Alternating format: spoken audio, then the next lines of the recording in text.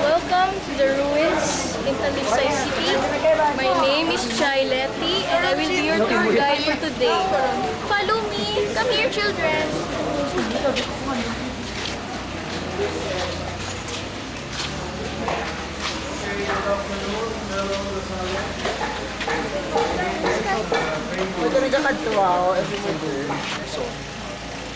I'll just give you a brief history of the family, and then after that I'll touch on the property.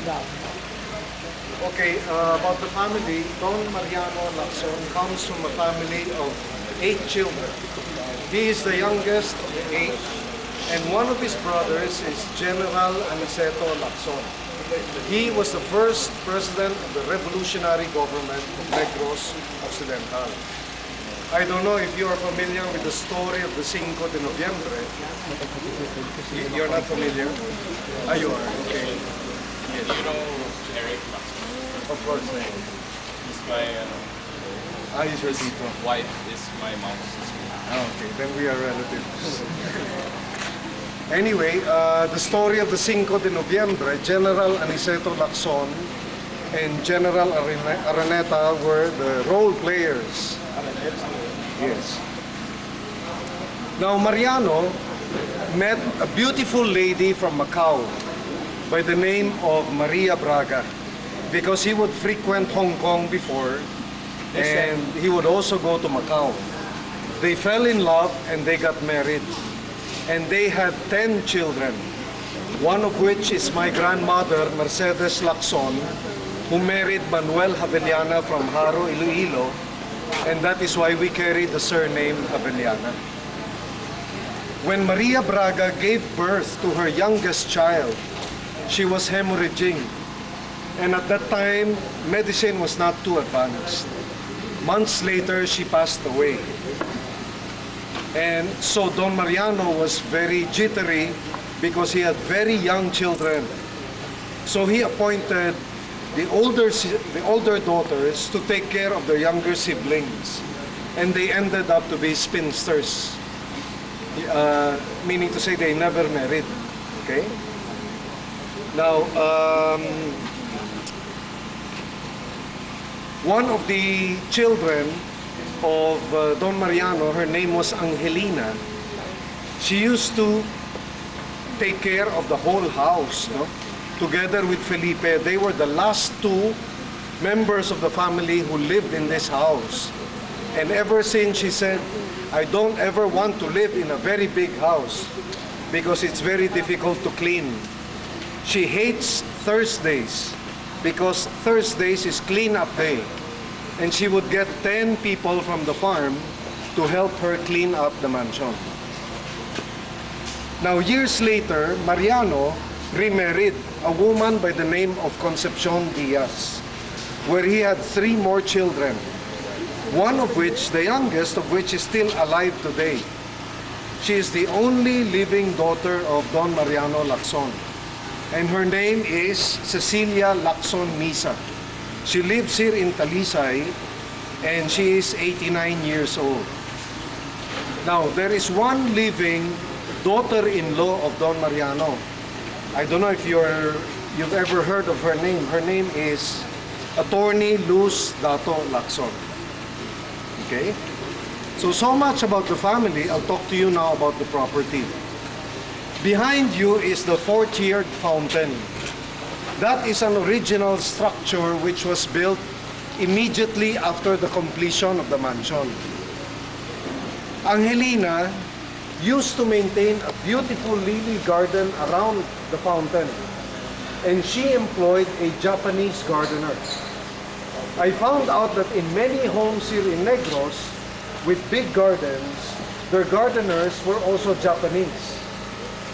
But one fascinating truth that happened is just before the break of war, all of these Japanese gardeners disappeared. And they later found out that they were all officers of the Japanese Imperial Army. So they were spies actually. They were just pretending to be gardeners. But in fairness, they did their jobs very well. So you can hardly tell that they were spies. Okay, now I will talk to you about the ruins. The ruins is of Italianate architecture. Now, evidenced by the arches. You see the arches in the veranda and upstairs. And it has neo-Romanesque columns. When you go to Europe, you'll see a lot of structures similar to this. The father of Maria Braga was a... Oh, by the way, if you will notice above the mansion, there are little crowns, no? Do you see them? Now outside, if you go out, you will see that these crowns are actually shells. In New England, when you see a house with shells on top of the house, you can readily say that the owner of the house is a captain of the ship. Now the father of Maria Braga was a captain of his own ship. Because in the olden days, in the 1800s, when you are the captain of the ship, you normally own the ship, of course together with some partners. No? And he would do barter trade. He would get goods from Europe, he would bring it to Asia, he would get goods here in Asia and then bring it back to Europe. So that was his profession. And that is why we believe that the father of Maria Braga had much influence in the design and the architecture of the ruins. Now, I will show you a room here. You can see it from over there. If you can step back, please. That little room up there, it's called a belvedere. Yes. A belvedere actually is a glassed-in sunroom with bay windows, which affords the family a beautiful view of the sunset, and they can see the coastal waters of Talisay. Now, this mansion was built actually after the death of Maria Braga. So she never lived here. It was built for the unmarried children of Don Mariano. My grandmother never lived in this house because she was already married and she lived in Haro, Iloilo. But she would also frequent the place. Now, this was the largest residential structure ever built at that time. This mansion has 10 rooms. There are 4 bedrooms here on the ground floor for the boys. And there are 6 bedrooms upstairs, the 4 here and the 2 here. These are 2 large rooms, all for the girls and for Don Mariano. Now they had, in those days, the bathroom was common. So there was a common bathroom at the ground floor and a common bathroom at the second floor. And all of the rooms had what they call urinola. So if you want to make wee-wee, or if you even want to make poo-poo at night, you have to use the urinola. And then in the daytime, in the morning, the maids will collect all of the waste and throw it in the bathroom. Okay? Now Felipe, one of the sons of Don Mariano, supervised the construction of this mansion. And Don Mariano had a very tall order. He said, the minute you start pouring cement from the foundation, you should not stop until you reach the very top portion of the mansion. Because I found out in construction parlance that if you start pouring cement today and then you stop tonight and then you continue tomorrow, that will be the weakest link because it is no longer monolithic. So later on, when you want to build your own houses, make sure that when they pour cement, they finish what they would like to do, not to continue tomorrow. Another thing that Don Mariano demanded was that the mixture of concrete must be of A grade. And what is A grade concrete? It's 1:1. For every bag of cement, you mix only 1 bag of gravel and sand. Today, I think we go as far as 1 bag of cement to 7 bags of gravel and sand. So you can imagine the disparity, no? And that is why the mansion is very, very strong. And as the years go by, concrete just gets harder and harder. Now, the mansion met its sad fate. By the way, before I go into that, later on, if you get the chance, go and try to feel the cement. No? And you can feel the A-grade cement. It feels almost like marble. Okay? Not probably on this part because this was already exposed to the elements. Okay? The ones there in the veranda, you can really feel the concrete. It's very smooth. Now the structure met its sad fate in the early part of World War II, which is 1942, when the guerrillas, the United States Armed Forces in the Far East, or USAFE for short, came over, and their mission was to destabilize the Japanese forces. So what they did was they gathered the locals to burn structures similar to this. They either burned it or bombed it because it could possibly be used by the Japanese as their headquarters or garrison. Now, on hindsight, masiling kamo kanugo, no? Naging sunog. But if you were to look at the other structures that were bombed by the Americans, you only see a few pillars standing, or kung kisa, just the veranda. Here, you will see the whole skeleton of the mansion intact because it was only burnt. Now, after 80 years, or more than 80 years, the structure still stands tall despite the ravages of time and it being exposed to all the elements. Okay? Okay, now I will direct your attention to the veranda lighting. Can we proceed over there? Notice that there are no wires hanging from one light to another. Okay? That is simply because I was able to locate the pipes that would channel the wires leading to each and every light receptacle. And those pipes are embedded in concrete in the ceiling, which is also the flooring of the second floor. What I did was to pull out the old wires and to insert new wires. And each light receptacle has 2 pipes, and in each pipe only 1 wire travels inside. So there is no chance of grounding the wires, which is normally the cause of many fires in homes. Okay?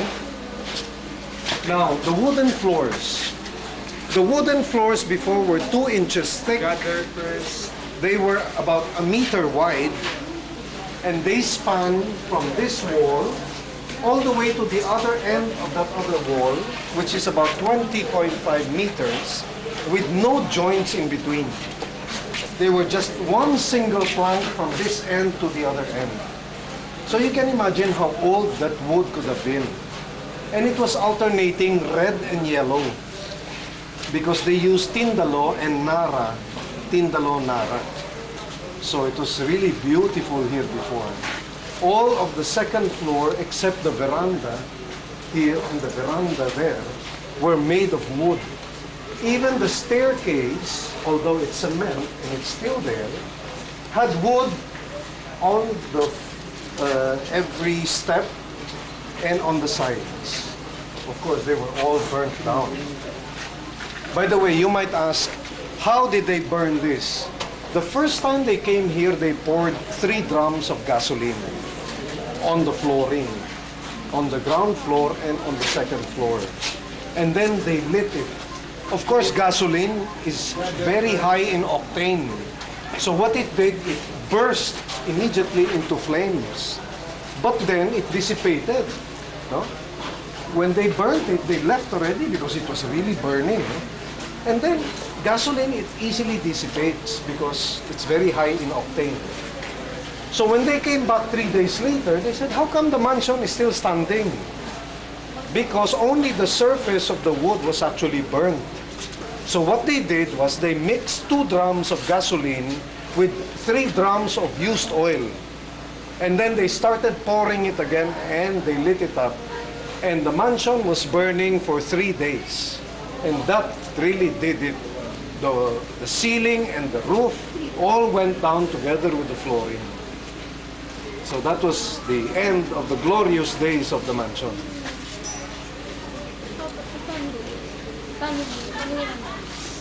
Oh, by the way, when this was burned, this was already an abandoned house. Because the remaining 2 members of the family, Angelina and Felipe, built their own homes in Bacolod, where civilization was. Because you have to remember before, this was in the middle of the 440-hectare farm of Mariano Lacson. So there was hardly anybody here except the laborers. No? So they wanted where the action is. So they built their own homes in Bacolod. Okay, I will talk to you now about the tiles in the mansion. These are original tiles.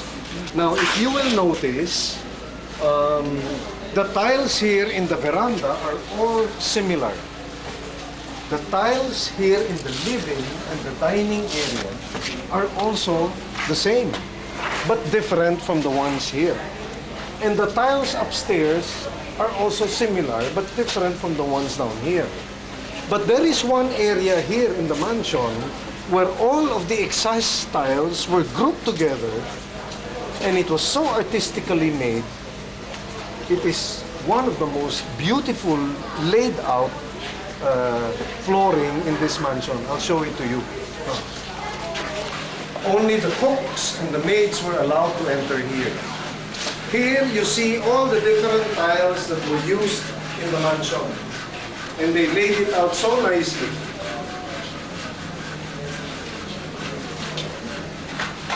Now this used to be the kitchen area. This area and that one. If you will notice, the cement here is very thick. Because that is where the stoves before were placed. So they would cook here. Ang stoves nila to, may kahoy ang gatong. Okay? So they would cook here, and when the food is already cooked, they would bring it to this room, which is the preparation area. They will transfer the food to the bandejados, and then they will pass it through that small window to the dining area. That window is original. You can actually see it also from the other side of the wall. Okay? Now, if you can come here with me. Going here is a new structure. We are going to build the toilets for the male and the female here. Underneath this whole structure is the septic tank. You can actually see it from here. It's floating from the ground. No? That is how big the septic tank of this mansion is. Now this septic tank, when I had it cleaned, it was full of garbage, by the way, no? Because the manhole was already broken. So the people here before, since this was abandoned, they would use this as their garbage. They will throw all their garbage inside the septic tank. So when I had it cleaned, I saw inside, it was, by the way, 6 feet tall. So the people cleaning it were actually standing. No? Now, I saw inside, there were 2 compartments, a bigger one and a smaller one. In between the compartments was a wall with a little window about this big. Okay, there was a little window about this high. Now, you know for a fact that all of the water used in the toilet, from the toilet bowl to the wash bowl to the shower, and even in the kitchen, they all go to the septic tank. And of course, the septic tank water level rises very fast. Now, when I had this construction made, the architect asked me, have you found the breather of the septic tank? And I said, no. What is that for?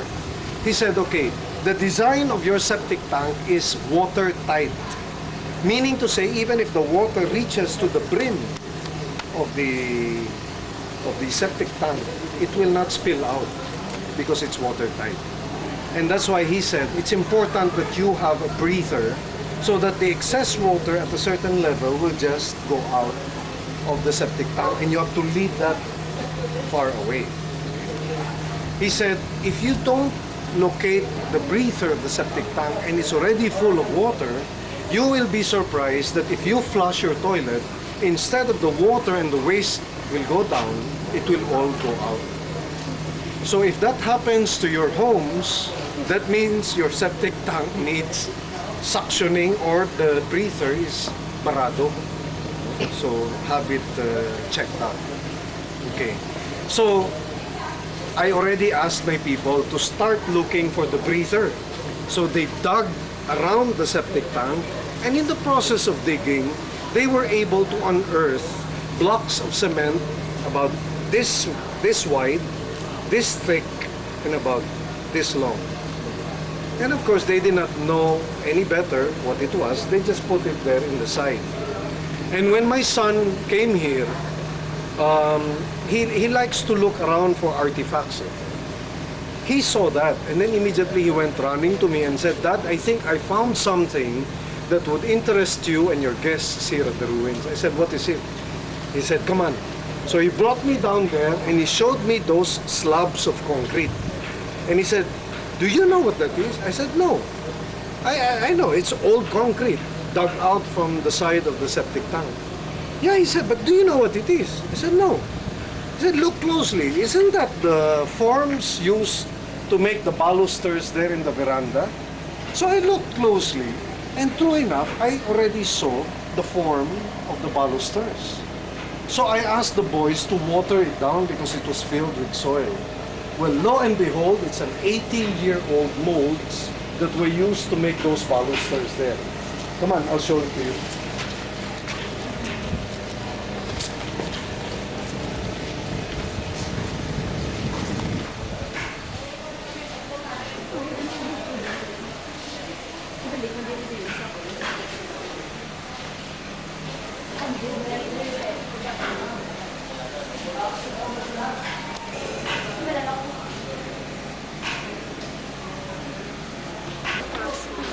Guys, nasusugi na ano ba? Higa na. Alam mo, higa na lang.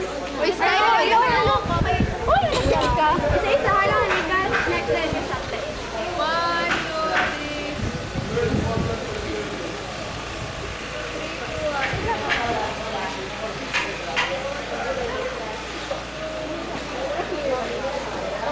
Yes.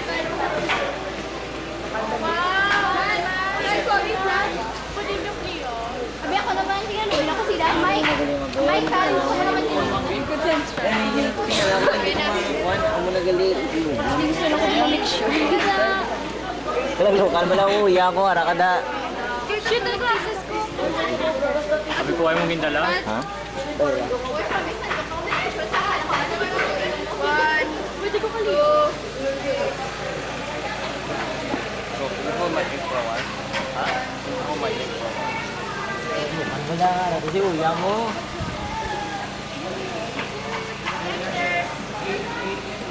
Sir, ka bro. Kanan ito uya sa pinaka-corner.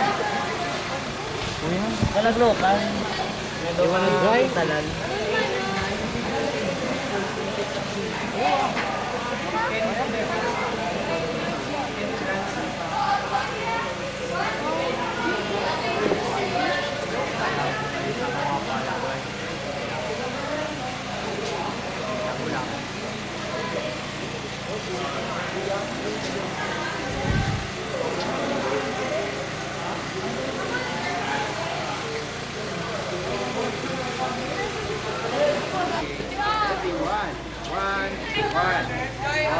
So, wait, Charis.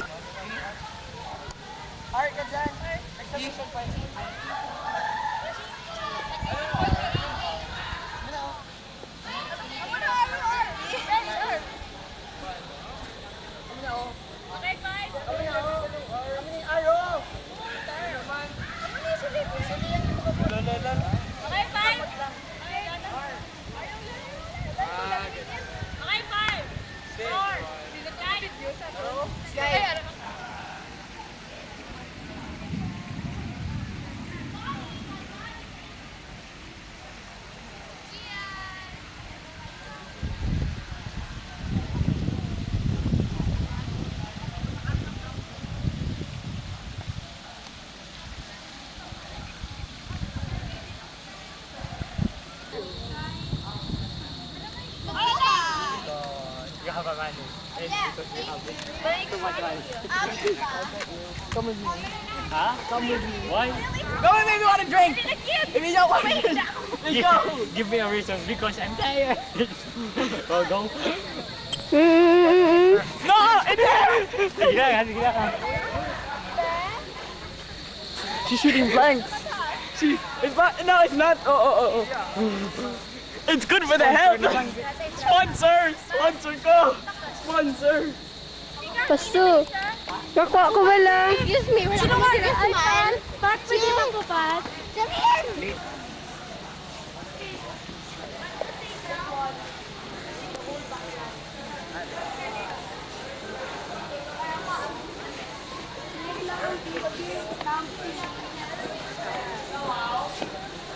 Guys, I have drinks!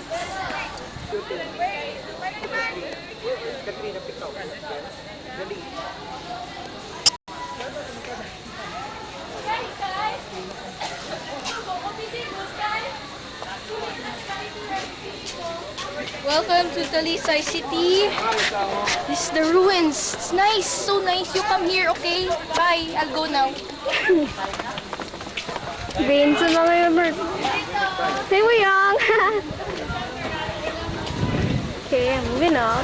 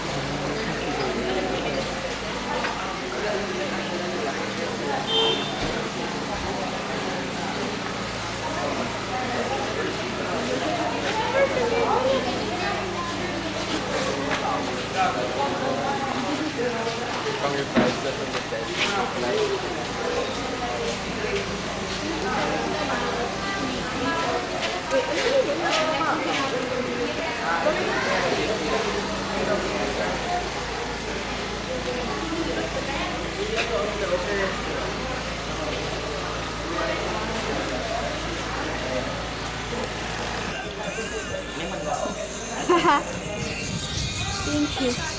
Go, go, go, sir. 1, 2, 3.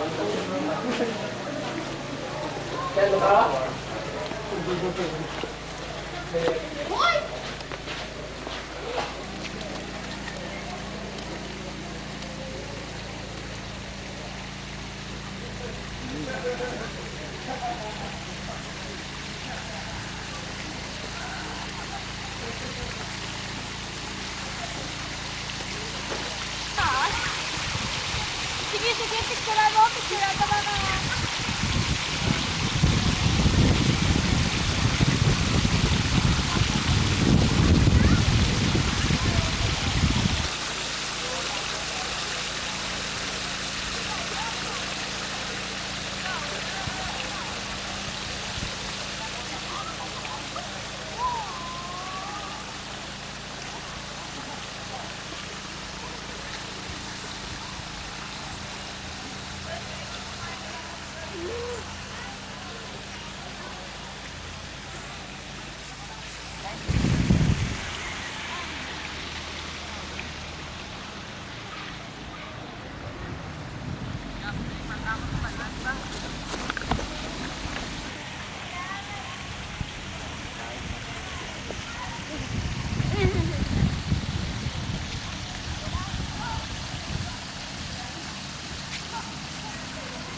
You're so big. You also drink one. Bullshit, man! Ay, bullshit!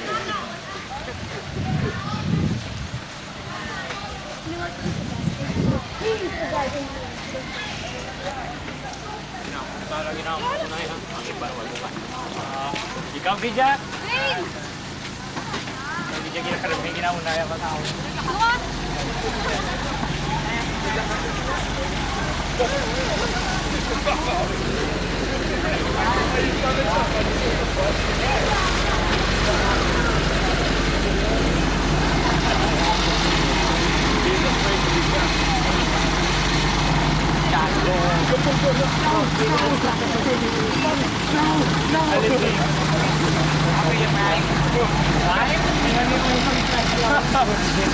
Tuloy na.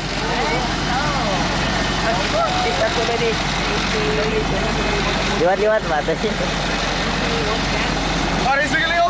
Paris ako! Wala. Ano ini mo ko?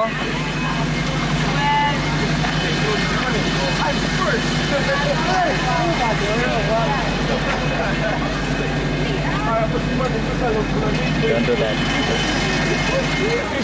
Just get inside. Kada window vlog lang. Fuck that, man! Luxury niya.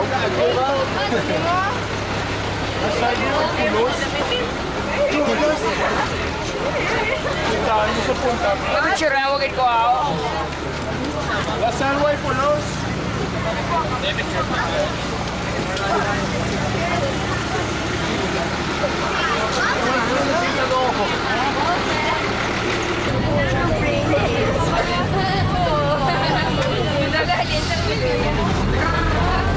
Yan, ano yung mga picture mo ba? I know this place. I've been here.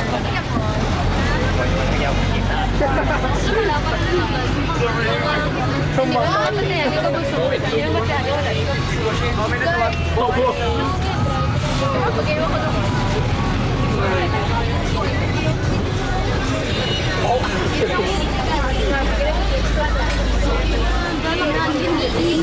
Alcohol.